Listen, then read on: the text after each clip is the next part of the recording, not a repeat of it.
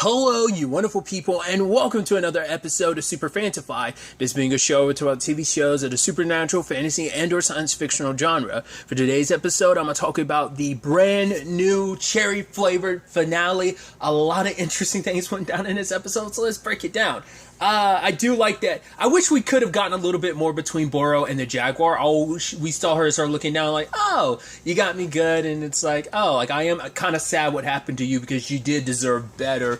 But I'm also surprised that you would have so much sympathy, but maybe all these years has kind of warmed your heart a little bit. Maybe it's because it's like, well, I'm trying to take from you, so you had to get your revenge, considering everything. It's always been a little tit for tat between us, back then. So, like, maybe there's kind of some form of mutual respect in that regard, because it's like, right, if it wasn't for you, I wouldn't have had what I had. Granted, if it wasn't for you, I wouldn't have lost what I had. I wouldn't be in a situation where I'm jumping body to body. Whether that's benefit, detriment, who knows?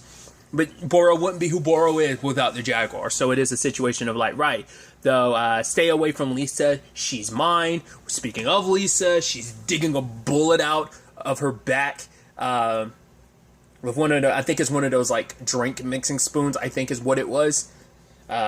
She was trying to get it, and she was like, oh, it's in my lung. Like, could you really reach your lung from there anyway? And I was like, is she actually going to do it? I thought she was actually going to ask Roy to do it, but she's like, you know what, screw it. I'll leave it in for now. I got to go kill Lou, and I got to deal with Boro.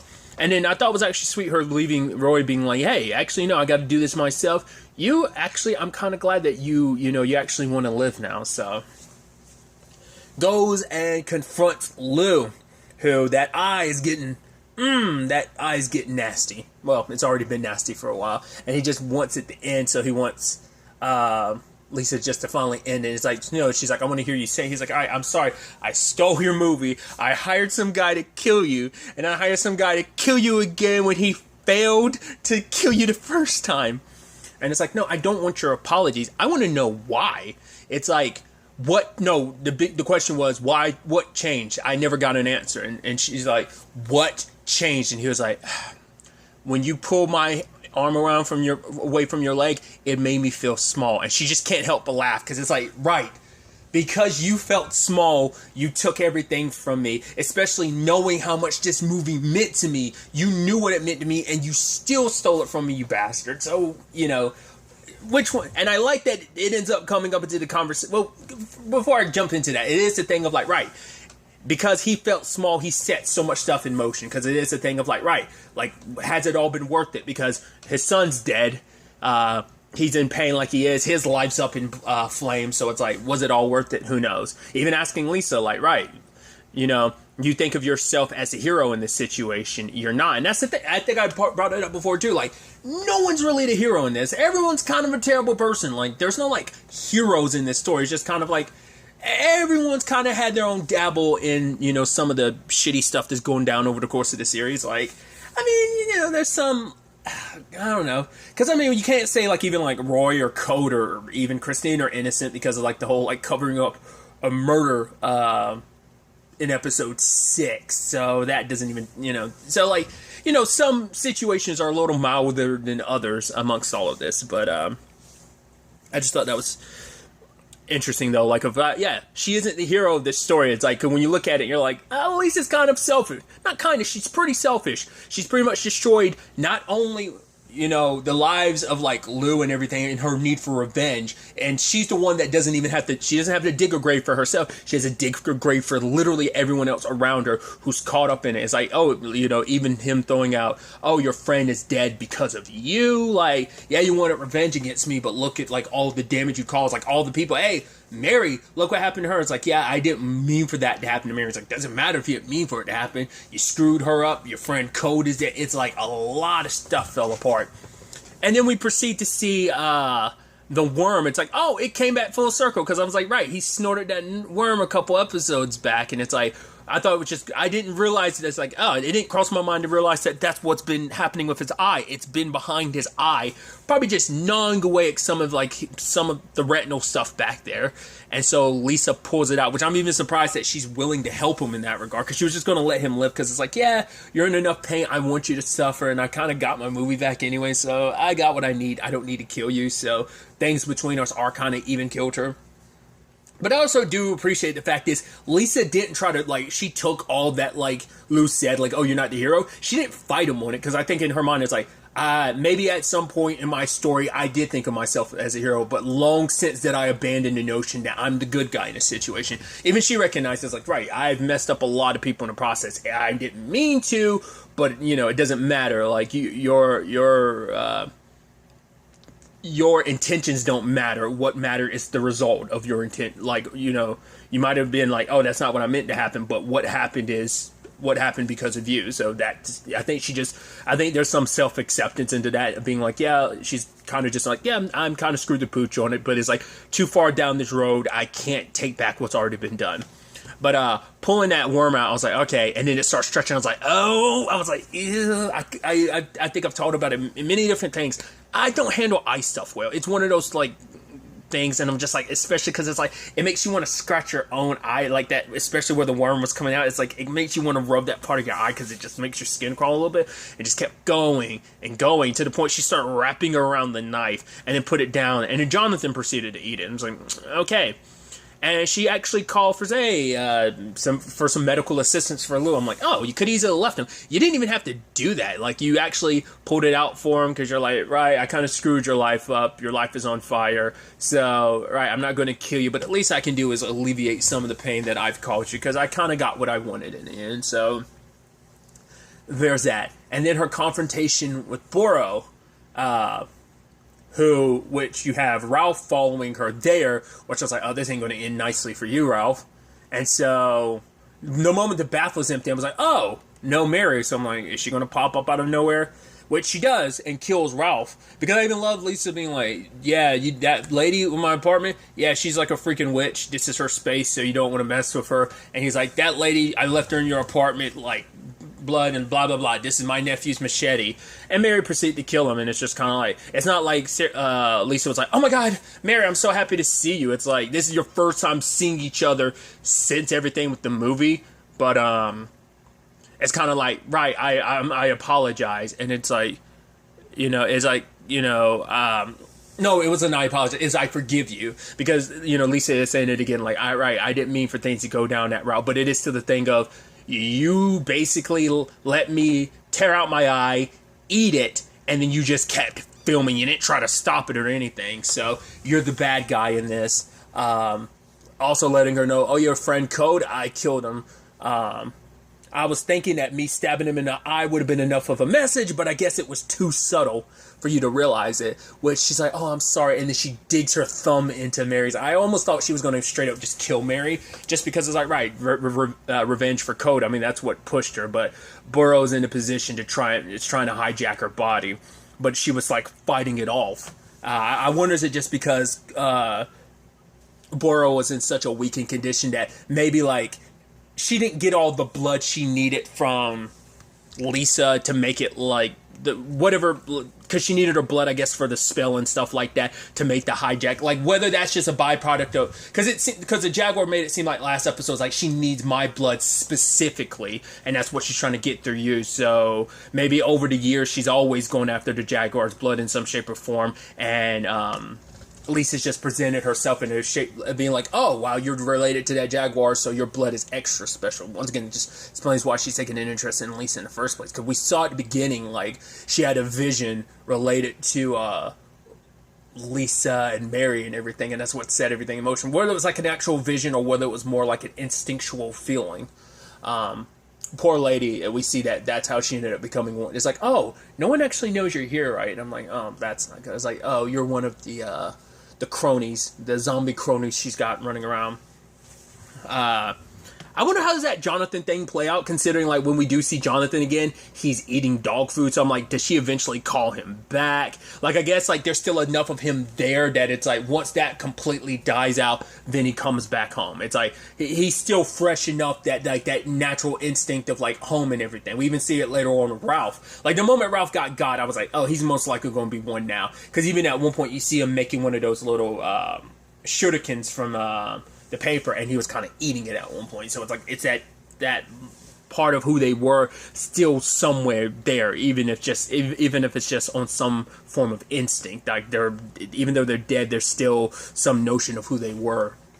there. So, but I also, was it in that scene? No, I think it was the later scene when she tried to get Lisa to throw up a cat. I was like, oh, number 7? And it's like, no. I was like, huh.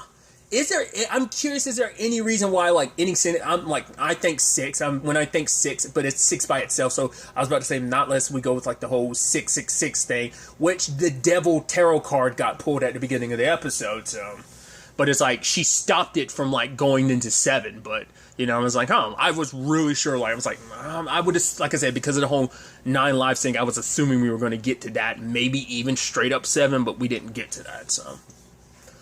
I guess the cats are the blood-related thing, because like I said, we still never found out what it was she was actually doing with the cats, besides turning them into slippers. I guess that's where she was getting the blood from Lisa, was the cat she was spewing up, so that's why she was kind of coming up a little short on that front. But I thought it was interesting, though, like, obviously when Lisa got away and Boro couldn't fully finish the spell of transferring to her body, and even being like, oh, you're so pretty. She's like, really? It's like, yeah. I mean, you're so pretty that if you weren't so fucked up, I'd jump into your body. And it's like, but you could still be my helper. It's like, oh, like, I mean, Mary is jacked up, so she just went to, like, she was so subservient to Lisa, and she just found someone else to kind of fill that void with Boro, so. Lisa leaves, comes back, and the moment I was like, okay, she's going to get a gun for Roy, and then Roy shows up too. I was like, oh, don't show up here too, Roy. But even her being like, all right, you stay behind me. He's like, I'll be the one to handle the gun. The moment she calls Roy out, my immediate thought was, I thought Boro was doing that because it's like, she secretly had a deal, like, that it was kind of like a crossroad deal in the case of, Roy. I thought like he had made a deal with Boro and that we were going to get revealed in that moment, the moment she called Roy out. But it was like, oh, apparently not. It's just letting her, I guess it's just her being like, oh, I know you're there. And despite everything, and that's what I think so interesting too, is like Boro acts like she's still in control, like, oh, like things are going to go the way I want them to and everything. So, you know, Lisa being like, yeah, it's over. And, well, there's a whole situation with Code. It's like he's been zombified, and she's like, right, make one more deal with me. I can bring him back to life. Hell, even being like, oh, I can take that bullet out. You see, that was a freebie. It's like, I know what you're doing. You want my body, but you're not going to have it. She's like, I need you to kind of give it over willingly. But it's also like, oh, look at your friend. Like, all you have to do is make another deal with me, and I can save your friend. I can bring him back to life, which I'm like, you made it pretty clear that none of these people could be brought back to life, so it'd be a falsity too. But she's also like, I'm not stupid. You think I'm not smart enough to know not to make another deal with you? I'm out of here. And then Roy was kind of almost happy for her. And then Roy proceeds to get it super hard. And I said it last episode. I was like, poor Roy. I was like, Roy, I hope he makes it. I was like, Roy's going to get it super hard. And the moment he's like grabbed and everything, I was like, some part of me, I'm like, is Lisa going to like Jaguar out and like rip people to pieces or something? And it's like, well, once again, he got it super hard. Machete to the neck, and then like fully had his head ripped off. I was like, no, Roy! Like I said, I knew it. I had a feeling he was going to get it super hard, especially because like it's almost like life was tallying up the marks. It's like once again a Final Destination thing of like, oh, like that karma of like, oh, you've avoided death over and over again. Like, of course it's going to strike back with it eventually catching up with you. Like, I even felt that feeling even more when Lisa was like, oh, I'm glad you want to live now. Like, the fact is he said that. Like, that's why I was kind of shocked he didn't die last episode when the bullet just literally hit his golden globe and missed him. But I'm like, the fact is he's all about wanting to live now is when you're going to die the most. That's the effed up irony of it. But I'm like, no. And they're feeding on pieces of Roy. I'm like, no, poor Roy. That sucks. And Lisa goes back to her place, and it's just like lamenting on just like everyone that's dead. Jonathan being in the zombie position he's in. Hell, even Code is like, oh, his real name's Chris. I was like, oh, do you know that he was this champion of such and such? And I was like, oh, God. Because we don't really know too much about Code. And once again, it seems like that's the death that hit her the most. We did find out about Christine. It seems like Ralph killed her and left her exactly where his nephew is buried. So it's like, oh, that sucks. Once again, like, the pendulum swung super wide back and forth. Screwed up things for Lou, but it definitely also screwed up things for Lisa as well. And I thought it was interesting, she wasn't too broken up about the whole Roy. I mean, I guess it's a combination of everything, but it's like her thinking back to the code thing, because I guess at the end of the day, he's the one that she loved the most. Once again, I always felt like I thought her and Roy hit it off, but also like Roy was also like a means to an end. So I thought something was going to come about, because she was like right next to that dead coyote. I was like, this thing's been here since episode 1, and its body's gotten more and more dissolved over the course of the season. I'm like, is anything going to happen with it? No. Once again, maybe it's some background metaphor for what's going on. I have no idea. But then she shows up and has her dinner with Alvin, which is like, oh, like, Roy's going to be in it. And it's like, yeah, I think we should go in. He's not in quite a right fit. And like her demeanor makes you go, yeah, she's pretty over Roy. That pretty quickly. It's like, oh man, it sucks that Roy got it that hard. I kind of feel bad that he got dragged into it. But hey, I got my movie back. I'm going to get in writing an agreement that I'm going to be the one directing it. Lou's not going to be a part of it. But then also Alvin says the line of, hey, you're going to have to kind of answer to me, but it's going to be yours to direct. And it's like, right, you know, and you have to, what was it? I think it might have been Lou where he was referencing, like, you won't have to serve two masters. And I think in that moment it hit Lisa of like, right, if I do this, all that's going to end up happening is that I'm going to end up in a situation where even if it is mine, it's never going to fully be mine, because there's always going to be someone telling me what to do, and I have to sell myself. It's like I'm literally falling back into the circle that is this business. So she just kind of ups and leaves, visits Lou, which he's so messed up now because of everything. Like he's pretty much blind because a lot of like, what was it, like some stuff got torn and messed up, so like his right eye is messed up, but also like he's blind in his left eye, so it's kind of screwed on that front. Lo and behold, Jules' girlfriend shows up and it's like, hey, the bandages are off, and it's like, oh, dear Hannah, now I see it. And it's like, yeah, and then like her being like, yeah, you know, you never know, your friend will get better. And it's like, oh, what about Jules? It's like, oh yeah, they took muscle from like his legs so he'd get lips, and so we'll be able to kiss again. And it's like, goody. And she's like, yeah, bye Lisa. I'm like, I love that you were literally, you've kind of like, you popped in a handful of, like, I think this is the time you've been in an episode, and it's like, I want to say the party might be the most we saw of her. Obviously when they were, like, drawing on Jules' cast and stuff like that, which is actually sad, because, like, literally Jules is still alive, and everything's kind of working on that front, but, like, Christine and Co, the people who actually kind of liked Lisa, are actually dead now, so it's kind of a shame. And then Alvin's calling up Lisa like, hey, Lisa, you've been avoiding me. And it's like, oh, she left the movie behind. Which immediately you're like, really? I mean, I get it. I guess it's kind of a thing of, oh, it's not worth it. It's not mine anymore. All the sacrifice has been done for it. It's kind of the thing of, you kind of can't leave now. You can't leave now, considering the fact is you've done all this. But I guess it's like, right, after all this devastation and death, let me walk away, because at the end of the day, it's like, was it all worth it? I don't know. I guess it's like my movie will never fully ever be mine, and so like, let it be someone else's. I don't care about the movie anymore. Maybe the argument is she's gonna fill that void because she's going back home at the end of it. So maybe it's like, right, maybe she plans on filming something else, or maybe now that she has like the idea of who her mom is and everything, she was explaining to Roy at least something telling her that it was her mom, which I'm surprised we didn't get more on that. But I kept looking at the end of the episode, I'm like, I'm getting some Twin Peaks vibes here, where it's like, we're near the end and there's only a couple minutes left, specifically Twin Peaks: The Return, of like, how are you gonna, not in a bad way, but also just like, not the ending I was expecting. I thought we'd get like a lot more resolution. I figured things would kind of, like, I was thinking maybe like, Lisa would end up killing Boro, end up killing Mary and Lou, and then I felt something of the nature of like, she start directing her movie and kind of shows you like, because I think earlier on I threw it out there, I definitely thrown out the Drag Me to Hell vibes this show gave me, but I also kind of wondered if it was going to have a Drag Me to Hell ending, and it's like, it didn't.